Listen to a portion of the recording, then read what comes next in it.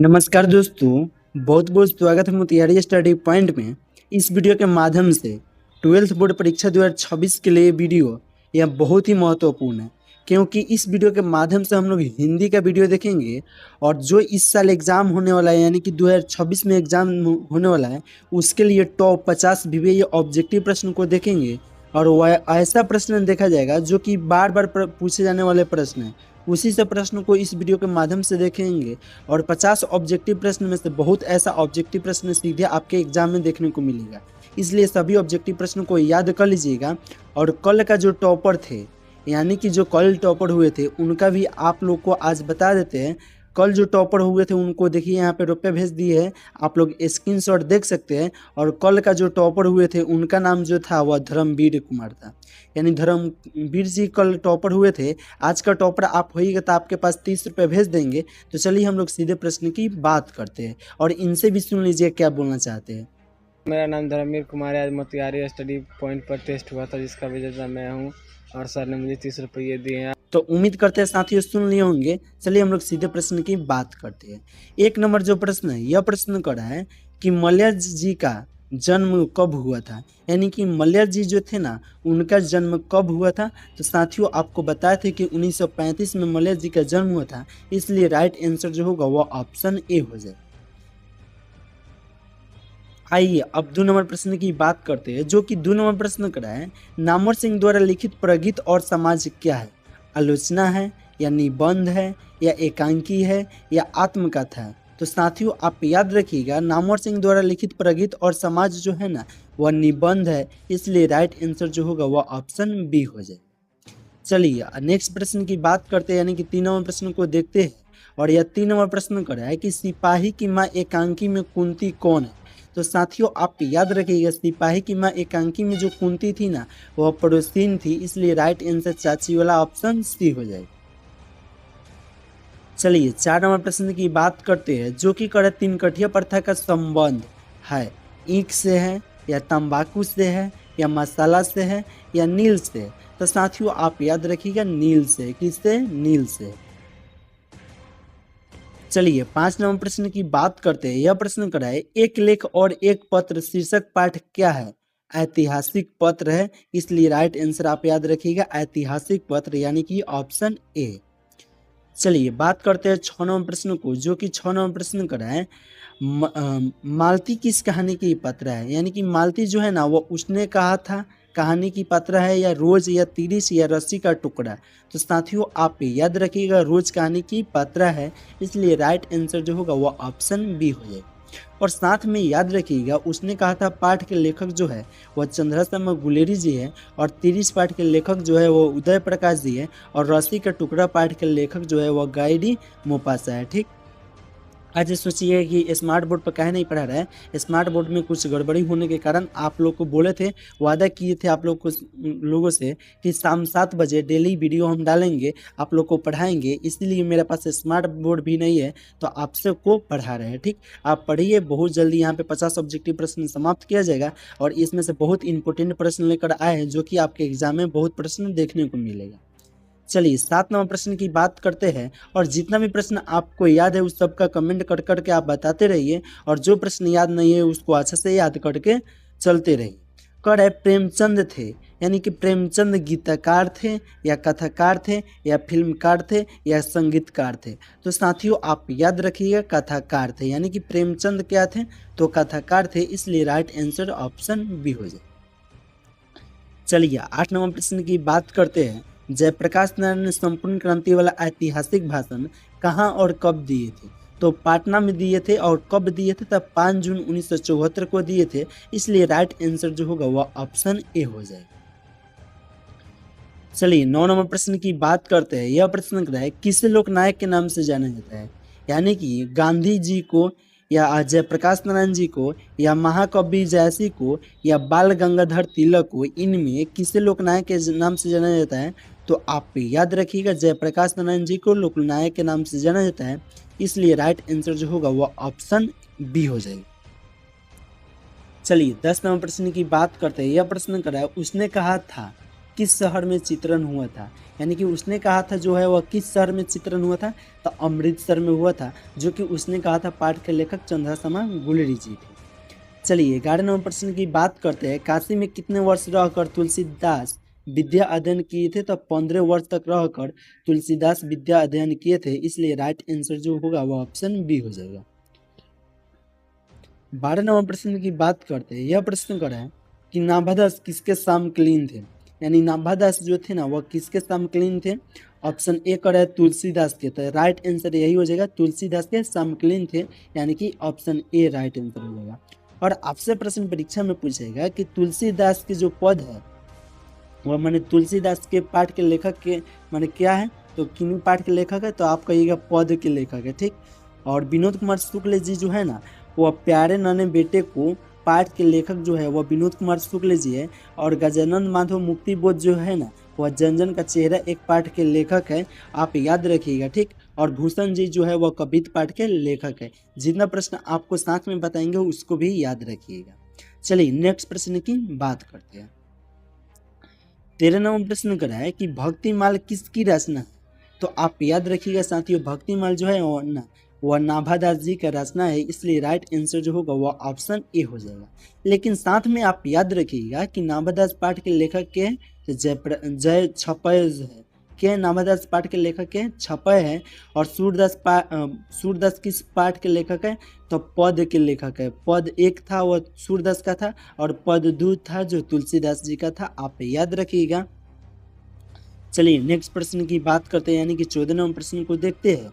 और 14 नंबर प्रश्न कराए बीजक के रचयिता कौन है, यानी बीजक जो थे ना उनके रचयिता के थे, तो साथियों आप याद रखिएगा कबीरदास जी थे, इसलिए राइट आंसर जो होगा वह ऑप्शन बी हो जाएगा। और तुलसीदास का जो पद था ना वह पद दूसरा जो था वह तुलसीदास जी का था, आप याद रखिएगा। और जयशंकर प्रसाद जी जो है ना वह तुमलुक लाल कलह पाठ के लेखक है, आप याद रखिएगा। और सूरदास जी जो है वह पहला पद के लेखक है। जितना भी प्रश्न आपको बताएंगे सभी को याद रखिएगा। चलिए 15 नंबर प्रश्न की बात करते हैं। भूषण की कविता में कौन सा रस पाया जाता है, तो आप याद रखिएगा वीर रस भूषण के कविता में पाया जाता है, इसलिए राइट आंसर जो होगा वह ऑप्शन बी हो जाएगा। चलिए 16 नंबर प्रश्न की बात करते हैं। यह प्रश्न करा है निम्नलिखित में कौन सी रचना जयशंकर प्रसाद की है, यानी कि इसमें से हम लोग को बताना है कौन रचना जयशंकर प्रसाद की है। ऑप्शन ए करा है उषा, तो उषा नहीं होगा, क्या है कि उषा पाठ के लेखक जो है वह शमशेर बहादुर सिंह जी है। ऑप्शन बी करा है अधिनायक, अधिनायक पाठ के लेखक जो है वह रघुवीर सहाय जी है, तो यह भी नहीं होगा। ऑप्शन सी करा है पुत्र वियोग माने पुत्र वियोग, तो पुत्र वियोग पाठ के लेखक जो है वह सुभद्रा कुमारी चौहान है, तो यह भी नहीं होगा। ऑप्शन डी करा है तुमुल कुलाल कलह में, तो साथियों आप याद रखिएगा जयशंकर प्रसाद जी की रचना जो है ना वह तुमुल कुलाल कलह में है, इसलिए राइट आंसर जो होगा वह ऑप्शन डी हो जाए। चलिए 17 नंबर प्रश्न की बात करते हैं। यह प्रश्न करा है जयशंकर प्रसाद का जन्म कहाँ हुआ था, इलाहाबाद में हुआ था, या पटना में, या वाराणसी में, या लखनऊ में। साथियों आप याद रखिएगा वाराणसी में जयशंकर प्रसाद जी का जन्म हुआ था, इसलिए राइट आंसर जो होगा वह ऑप्शन सी हो जाएगा। राइट आंसर क्या हो जाएगा साथियों, ऑप्शन सी हो जाएगा। चलिए नेक्स्ट प्रश्न की बात करते हैं, यानी कि देखते हैं 18 नंबर प्रश्न को। और 18 नंबर प्रश्न क्या है जयशंकर प्रसाद का महाकाव्य है, साथियों आप याद रखिए कामायनी है, इसलिए राइट आंसर जो होगा वह ऑप्शन ए हो जाएगा। चलिए 19 नंबर प्रश्न की बात करते हैं। कंकाल उपन्यास किस कवि की रचना है, तो साथियों आप याद रखिएगा ऑप्शन ए करें नाभादास, तो नाभादास जी का नहीं है, जयशंकर प्रसाद जी का, यानी कि राइट आंसर जो होगा वो ऑप्शन डी हो जाएगा। और साथ में आप याद रखिएगा नाभादास जी जो है ना वह छपय पाठ के लेखक है, और जायसी जी जो है वह कड़बक पाठ के लेखक है, यानी कि मलिक मोहम्मद जायसी जी जो है वह कड़बक पाठ के लेखक है। और तुलसीदास जी जो है ना वह दूसरा पद के लेखक है, और जयशंकर प्रसाद जी जो है वह तुमुलुक लाल कलह पाठ के लेखक है। जितना भी प्रश्न बता रहे हैं उसको भी याद रखिए। चलिए 20 नंबर प्रश्न की बात करते हैं। यह प्रश्न कर रहा है सुभद्रा कुमारी चौहान का निधन कैसे हुआ था, तो ऑप्शन याद रखिए कार दुर्घटना में हुआ था, यानी कि राइट आंसर जो होगा वह ऑप्शन ए हो जाएगा। चलिए 21 नंबर प्रश्न की बात करते हैं। सुभद्रा कुमारी चौहान का जन्म कब हुआ था, तो सुभद्रा कुमारी चौहान जो थी ना उनका जन्म 16 अगस्त 1904 को हुआ था, इसलिए राइट आंसर जो होगा वह ऑप्शन ए हो जाएगा। 22 नंबर प्रश्न की बात करते हैं, पुत्र वियोग किसकी रचना है? तो साथियों आप याद रखिएगा, पुत्र वियोग जो है ना वह सुभद्रा कुमारी चौहान की रचना है, इसलिए राइट आंसर जो होगा वह ऑप्शन ए हो जाएगा। ऑप्शन बी करे रघुवीर सहाय, तो आप याद रखिएगा रघुवीर सहाय जो है ना वो अधिनायक पाठ के लेखक है। ऑप्शन सी करे अज्ञा जी, अज्ञा जी जो है ना वह हंसते हुए मेरा अकेला अज्ञा जी जो है ना वह रोज पाठ के लेखक है, जो कि अज्ञा जी का पूरा नाम क्या है? सच्चिदानंद हिरानंद वात्स्यायन अज्ञा। आप लोग याद रखिए। चलिए 23 नंबर प्रश्न की बात करते हैं, शमशेर बहादुर सिंह ने सोवियत रूस की यात्रा कब की? तो आप याद रखिएगा 1978 में किए थे, इसलिए राइट आंसर जो होगा वह ऑप्शन सी हो जाए। चलिए 24 नंबर प्रश्न की बात करते हैं, जो कि 24 नंबर प्रश्न गया प्राकृतिक वर्णन से संबंधित कविता है। तो साथियों आप याद रखिएगा उषा है, जो कि उषा पाठ के लेखक के हैं शमशेर बहादुर सिंह है। आप लोग याद रखिएगा साथ में। और ऑप्शन ए का रहता है गाँव का घर, तो गाँव का घर पाठ के लेखक जो है वह ज्ञानेंद्र पति जी है। और पुत्र वियोग पाठ के लेखक सुभद्रा कुमारी चौहान है। और हार जीत का पाठ के लेखक जो है वह अशोक वाजपेयी जी है। आप याद रखिएगा। चलिए 25 नंबर प्रश्न की बात करते हैं, कवियों के कवि किससे कहा जाता है? तो साथियों आप याद रखिएगा कवियों का कवि शमशेर बहादुर सिंह को कहा जाता है, इसलिए राइट आंसर जो होगा वह ऑप्शन डी हो जाए। और ऑप्शन बी का है जयशंकर प्रसाद को, यानी कि जयशंकर प्रसाद पाठ के लेखक जो है वह तुमुल कुल्हाल कलह है। ठीक है, राइट आंसर आप याद रखिएगा। अधिनायक पाठ के लेखक के थे रघुवीर सहाय थे, यानी कि ऑप्शन ए का अधिनायक सहायक जो है ना रघुवीर सहाय वह अधिनायक पाठ के लेखक थे। चलिए नेक्स्ट प्रश्न की बात करते हैं। देखिए 26 नंबर जो प्रश्न है, यह प्रश्न कराए मुक्तिबोध के पिता का क्या नाम था? तो साथियों आप याद रखिएगा माधवराज मुक्तिबोध था, इसलिए राइट आंसर जो होगा वह ऑप्शन सी हो जाए। चलिए 27 नंबर प्रश्न की बात करते हैं, मुक्तिबोध ने किसका संपादन किया? तो साथियों आप याद रखिएगा मुक्तिबोध ने जो थे वह नया खून का संपादन किए थे, इसलिए राइट आंसर बाबू वाला ऑप्शन बी हो जाए। चलिए 28 नंबर प्रश्न की बात करते हैं, अधिनायक शीर्षक कविता किस पुस्तक से ली गई है? लोग भूल गए हैं, या आत्महत्या के विरुद्ध, या हंसो हंसो जल्दी हंसो, या मुक्तिबोध रत्नावली? तो आप याद रखिएगा आत्महत्या के विरुद्ध से लिए गए हैं, इसलिए राइट आंसर जो होगा वह ऑप्शन बी हो जाए। चलिए 29 नंबर प्रश्न की बात करते हैं, अधिनायक शीर्षक कविता किस तरह की कविता है?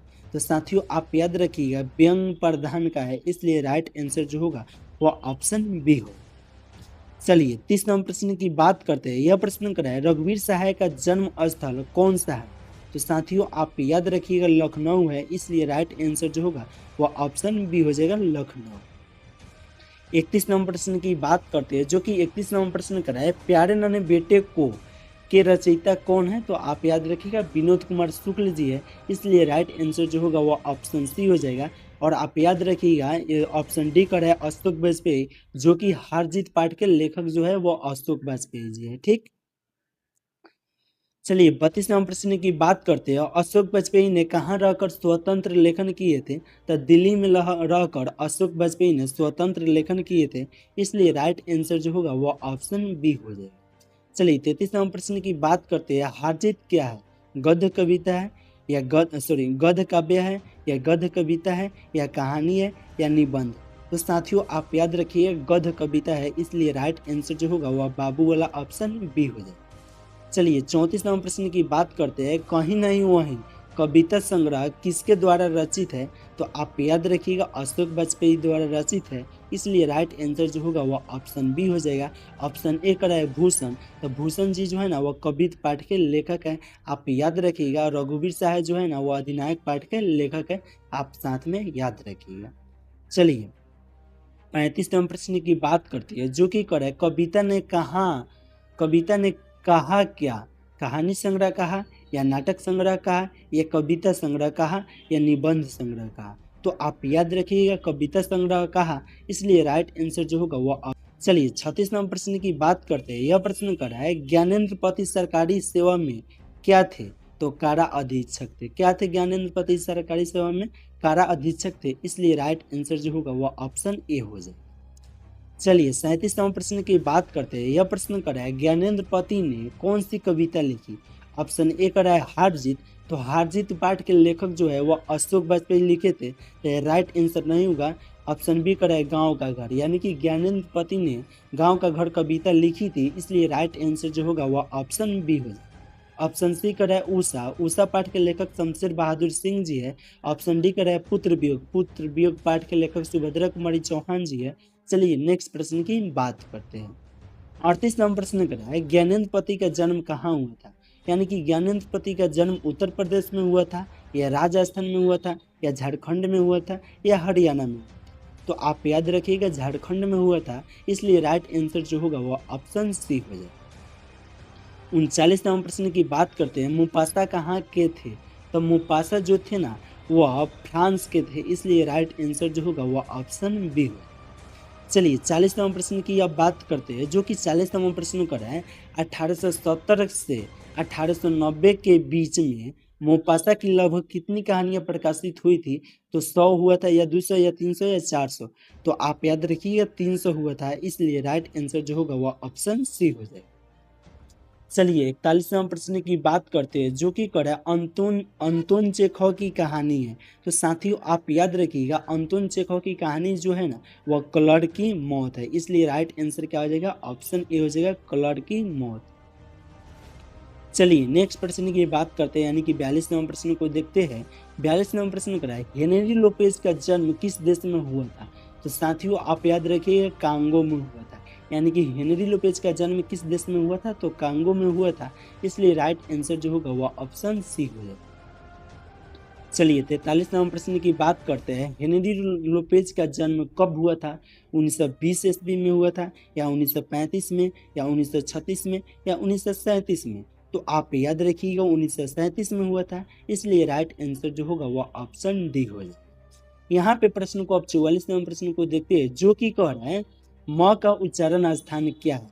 तो साथियों आप याद रखिएगा प का पूछे चाहे फ का चाहे ब का चाहे भ का चाहे म का, तो आप याद रखिएगा ओष्ठ होगा, इसलिए राइट आंसर जो होगा वह ऑप्शन ए हो जाएगा। और कंठ से होता है क ख ग घ, आप याद रखिएगा।